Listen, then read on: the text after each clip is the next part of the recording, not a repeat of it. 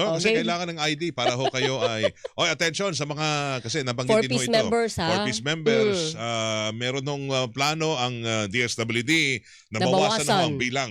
Pero Oo. siguro sa kagandahang dahilan din naman ho Oo yan, naman. di ba? Game. Okay, Oo. kausapin natin si ASEC Irene Dumlao, ang spokesperson ng DSWD. ASEC Dumlao, magandang umaga po, ma'am. Welcome back. Double Wang to Double B. Gusto ko yung welcome back. Magandang umaga, Asek. Weng, magandang umaga sa inyo. Magandang umaga din sa lahat ng sumusubaybay ng inyong pong programa. And thank you for having me back. Thank you. Ako'y Pag kay kinakabahan. Asek, dapat welcome back and back Welcome and back. Oo, Oo. so you're welcome back anytime. Oo. Ma'am, ano ba yung plano ng DSWD? Diba sabi nga natin, pangunahing anti-poverty program ng gobyerno, ang 4Ps. Mm-mm. Pero bakit magbabawas kayo ng mga membro or beneficiaryo po ng 4Ps? Kung matatandaan, ang Pantawid Pamilyang Pilipino program kasi, investment yan in the human capital. Correct, oo. So, minomonitor natin yan, particularly in education and health. So, minomonitor natin yung progress ng ating pong mga 4Ps beneficiaries using a tool we call social welfare and development indicators. Minimeasure natin yung social adequacy and economic sufficiency.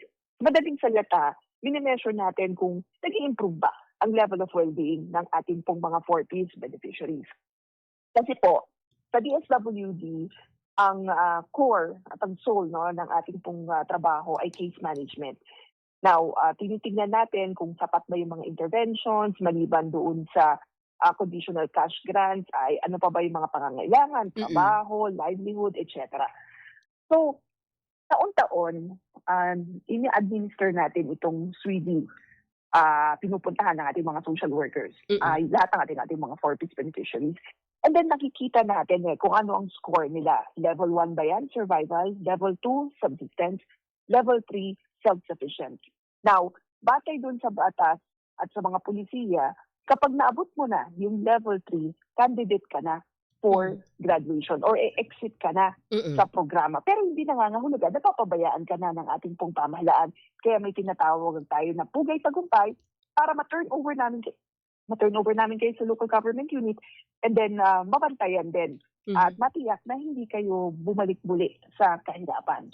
So again, going back lang dun sa question, bakit tayo nagbabawas? Kasi ano po talaga yan, merong exit mechanism ang programa. Pero sabi ko nga, we use the tool to ensure na yung exit procedure naman po ay maayos na isasagawa. Okay, ilan po ang posibleng maalis do sa programa? At kung maalis po ba yan, di ba marami nakalinya para sa possible pag-inclusion sa 4Ps? Papalitan ba ulit yung maaalis? Yes, tama yan, Weng. Na kapag may nag-exit at may na-free up na slots, of course, ay i-enroll natin yung mga validated na nasa waitlist. Sila naman yung i-register natin ng mga panibagong beneficiaryo ng programa. Ilan po yung maaalis, Yasek? Well, hihintayin natin yung magiging resulta ng administration ng Social Welfare Development Indicators kasi para sa taon na ito, gagawin niya yung second semester, yung SWIDI. No? So, towards the end of the year, makikita natin kung meron na bang mag-e-exit sa programa. Ilan po ba yung naka-waitlist na? Sorry. Meron tayo mga naka-waitlist na nasa around 400 to 500,000. Oh, ang dami. Yan yung validated, no? Validated na 4Ps beneficiaries. Kasi kung matatandaan nga, ang annual target natin is nasa 4.4 million households. Right now, nasa mahigit 2.8 million tayo. So, we're enrolling additional batay nga doon sa validated na waitlist. Kasi kung kung matatandaan din, a few weeks back, naglabas ang Pangulong Marcos Jr. ng Executive Order 120 extending the 7-year limit ng ating for the program. Kasi dun sa batas nakalagay na ang isang program beneficiary maaari lamang po manatili sa programa for 7 years. Pero po in-extend yan ni Pangulo kasi nga nakita na maaring 7 years na sa programa ang isang household beneficiary pero nasa level 1 pa at nasa level 2 pa din. Kaya ang sabi ng Pangulong Marcos Jr., kailangan na i-strengthen natin ang case management para matiyak na mag-level 3 yung ating pong mga 4Ps beneficiaries bago sila mag-exit from the program. Okay.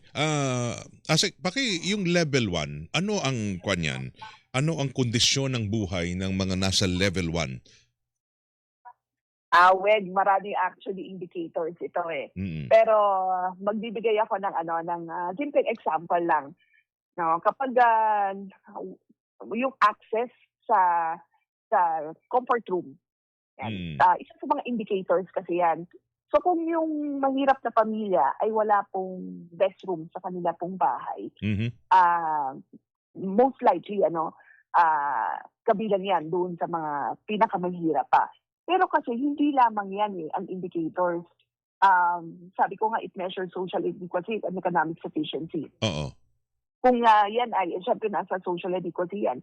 Tapos kapag wala pang mga trainings, walang trabaho, walang family member na nakapagtapos sa pag-aaral. So malaki ang likelihood na nasa survival level pa siya.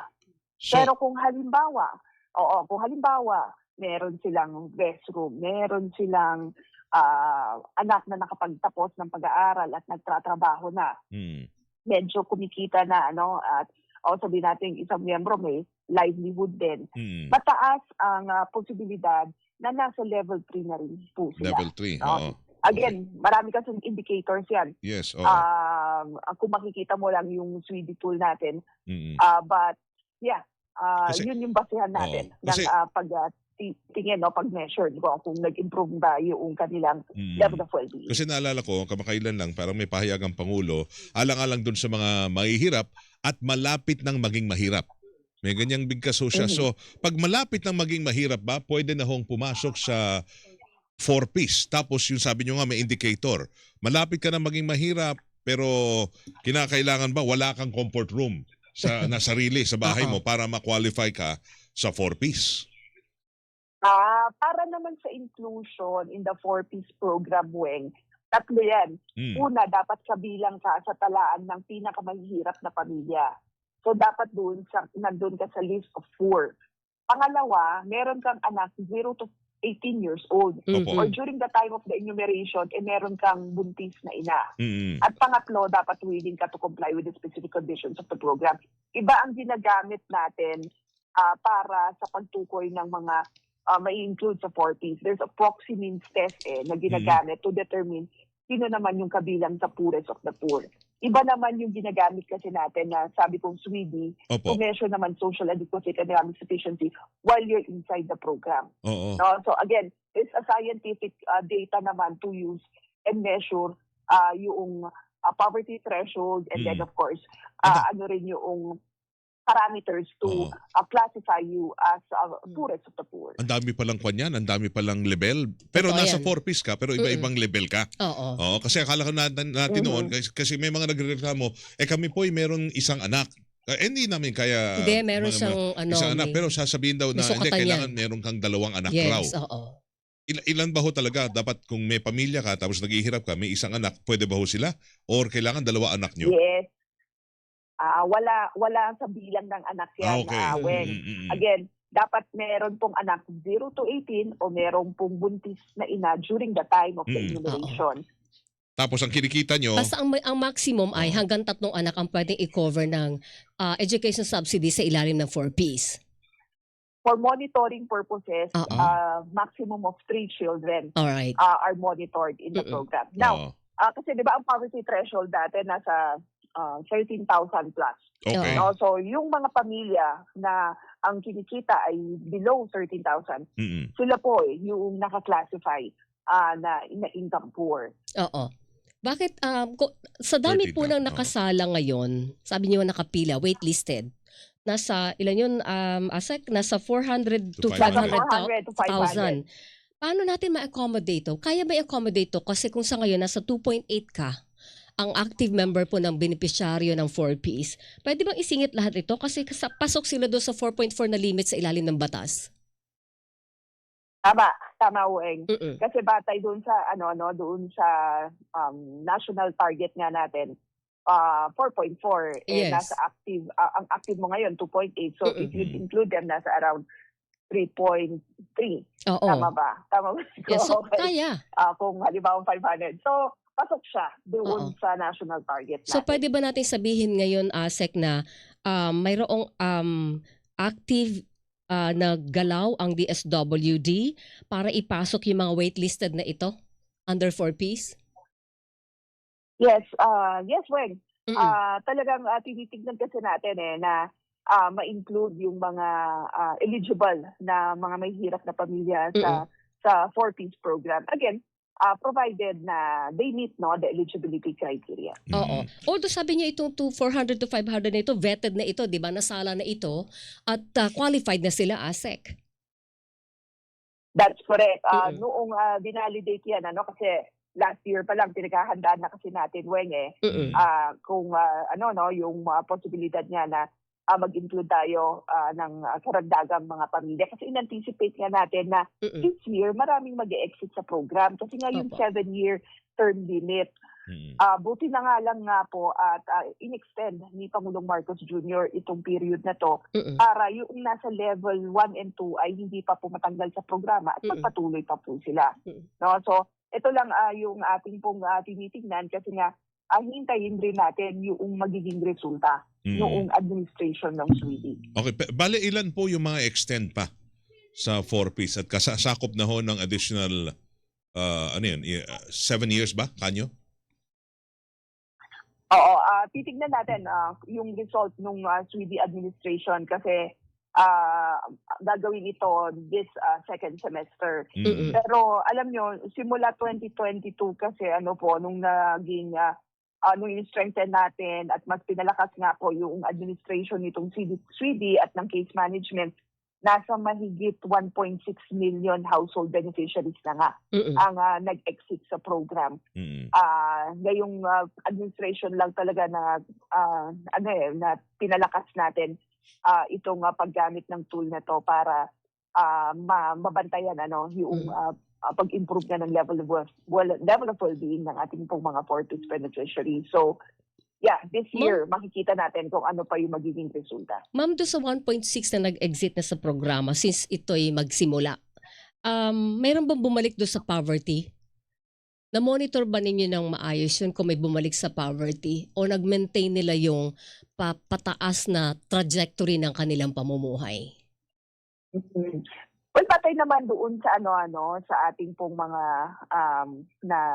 naging conversations with the 4Ps beneficiaries kasi madalas tayo na magtungo sa iba't ibang mga lugar at nakikipag-focus group discussions tayo with 4Ps beneficiaries.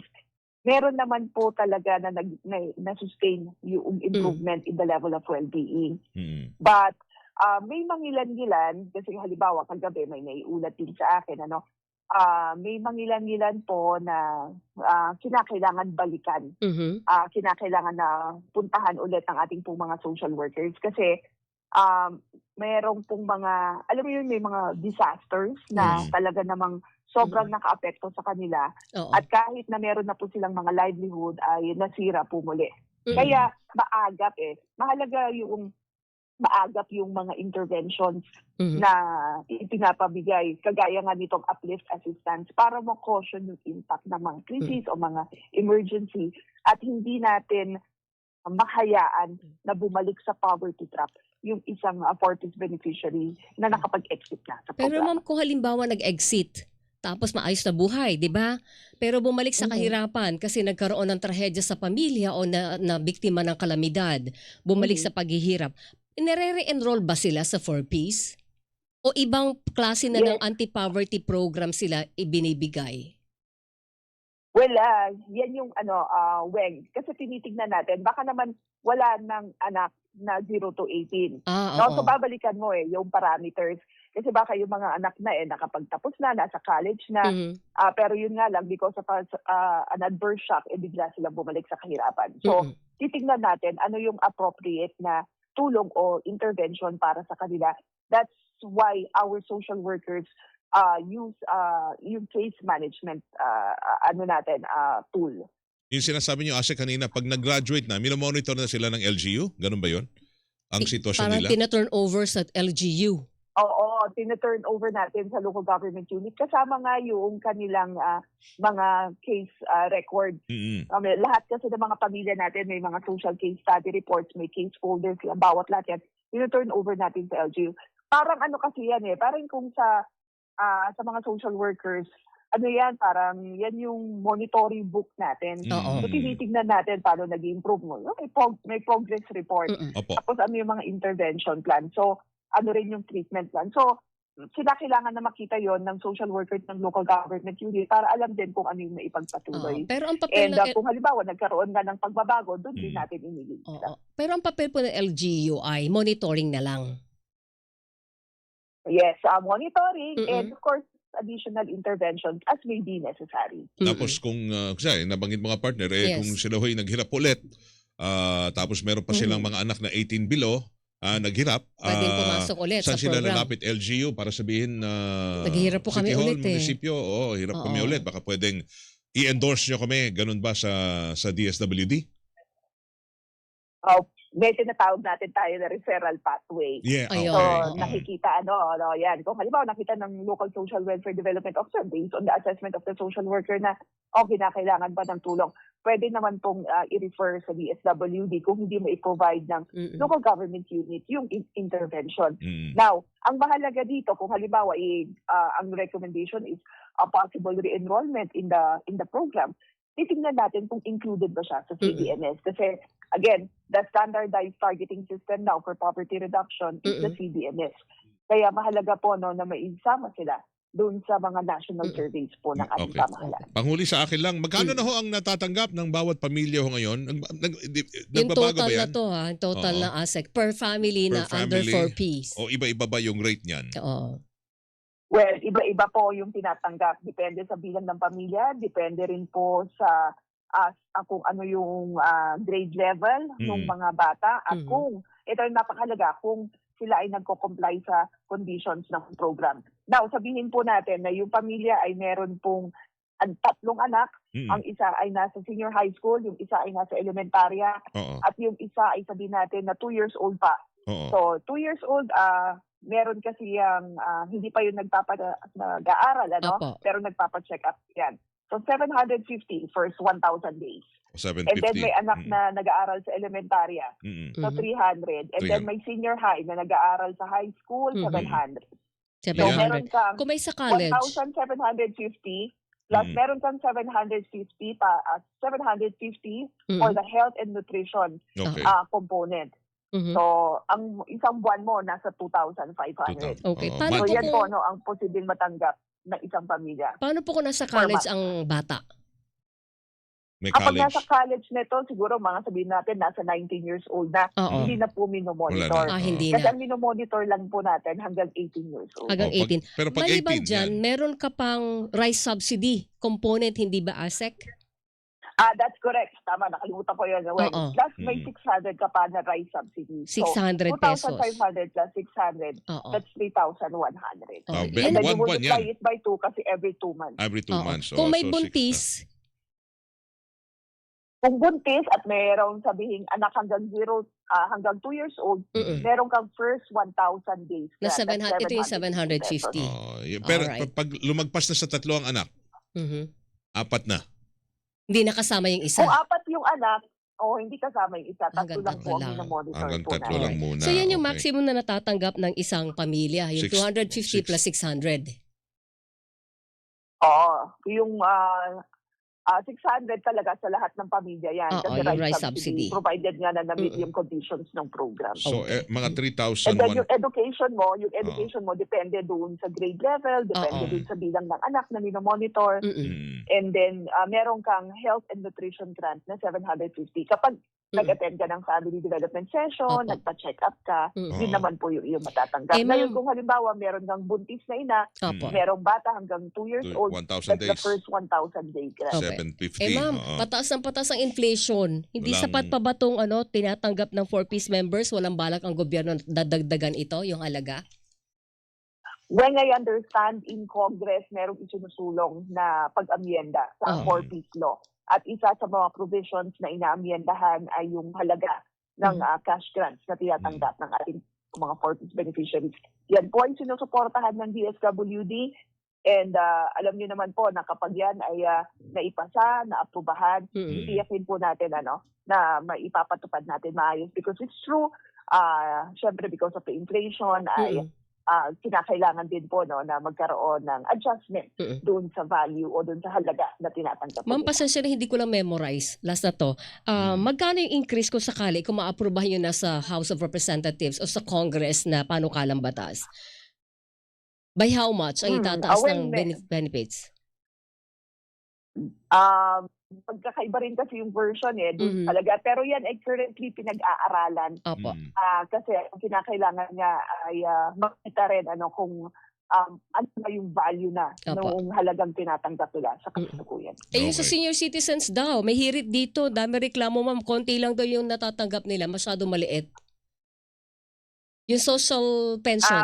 Well, oo, tayo naman po, sinusuportahan din natin ano man yung mga ano man po yung panukala na increase din yung halaga nung social pension for indigent senior citizens. So, ongoing din po yung pag-deliberate sa panukala na amyendahan din yung pong batas, hindi nga sa NCSC. Ito yung ma'am, no? From 1,000 gagawin 2,000 ba yun? Kada buwan? Yes.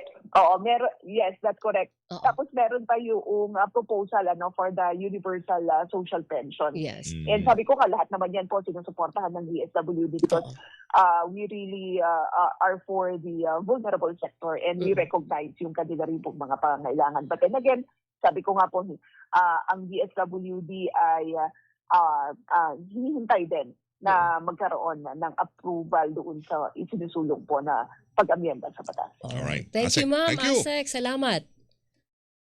Maraming salamat din po, Weng and Weng. And Good morning. Magandang umaga po muli. Good morning, ma'am. Magandang umaga. Salamat si Assistant Secretary Irene Dumlao. Kausap natin ang spokesperson ng